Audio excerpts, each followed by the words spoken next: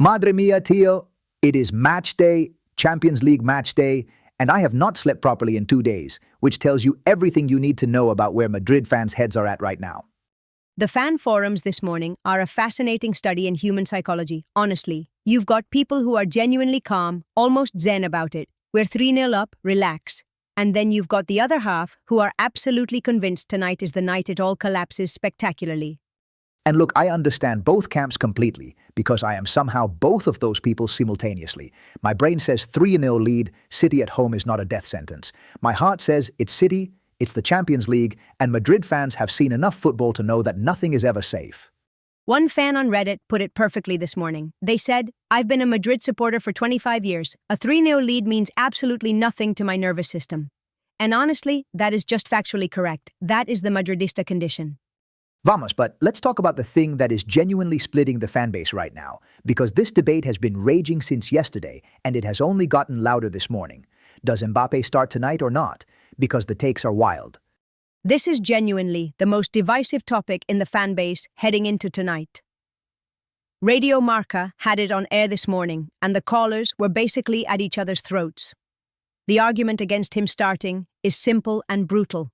The best performance of this entire run, the 3-0 win in the first leg, happened without him. And we've talked about this angle a lot over the past few days. We don't want to retread the same ground. But what's new today is that fans seem to have actually landed somewhere. The consensus this morning feels like, reluctantly, start him, but with massive asterisks.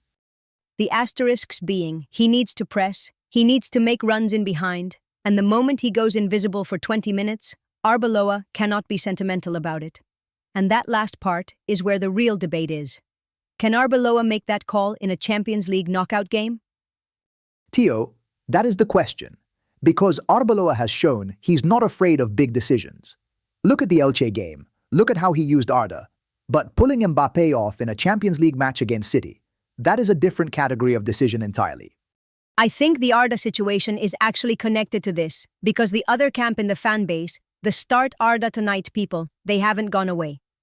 After that 70-meter screamer against Elche, there are fans who genuinely believe Güler gives them something Mbappé simply cannot right now. Que barbaridad. And I get it. I really do. But you know what? I saw something in the news this morning that shifted the conversation slightly, and nobody is really talking about it. Vinícius. The reports from Valdebebas are saying Vini has been taking on this quiet leadership role, pulling players aside, being the guy in the huddle. This is genuinely interesting because the fan reaction to this has been almost universally positive, which if you think about it is remarkable. A year ago, any story about Vinícius taking charge in the dressing room would have had a certain section of the fan base rolling their eyes. Not now. He has earned it, Maria, absolutely earned it. And I think there's a section of fans who are almost more excited about this Vinícius, the leader, the guy who has been through the wars and come out the other side, than they are about any tactical question tonight. One fan comment I loved this morning said, "Vini walking into the Etihad with that energy is more intimidating than any tactical setup." And look, it's a bit romantic, but there's something real there. City know exactly what he can do, and he still terrifies them. Right. And Carvajal, did you see what Carvajal said? Because this quote has been doing the rounds, and it is brilliant. He said something like, "They think it's going to be a walk in the park. Look at their faces." Talking about City. And the fans have absolutely latched onto this. The Carvajal quote is perfect because it does two things at once. It warns Madrid fans not to be complacent, and it also suggests the dressing room genuinely believes City are underestimating them, despite the 3-0 lead. Which, if true, is a gift.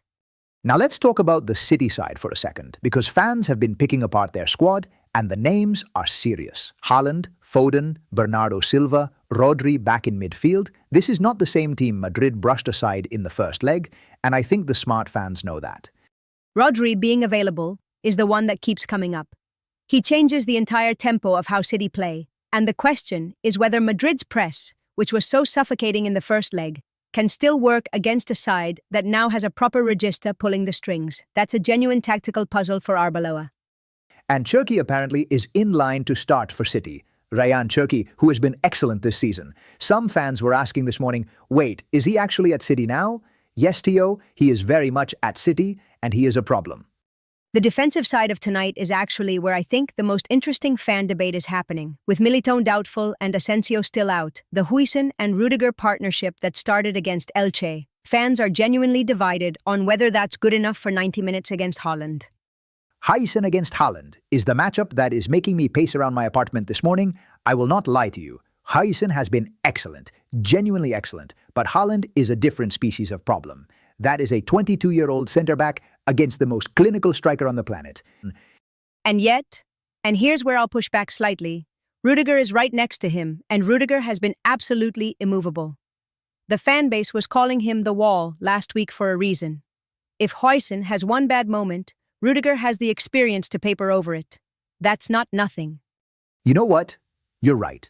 And actually, the mood I'm getting from the most level-headed fans, not the panic merchants, not the overconfident ones, is something like cautious belief. Like, we have enough, we trust this group, but we know we have to actually play tonight, which feels healthy. Cautious belief is probably the right place to be. 3 goals is a serious cushion, but it's not a guarantee. The job tonight is to be professional, to not do anything stupid in the first 20 minutes, and to let Vinícius and Bellingham do what they do. Simple in theory. Hala, Madrid, and that's the energy I'm taking into tonight. Look, whatever happens, we'll have all the reaction for you tomorrow morning.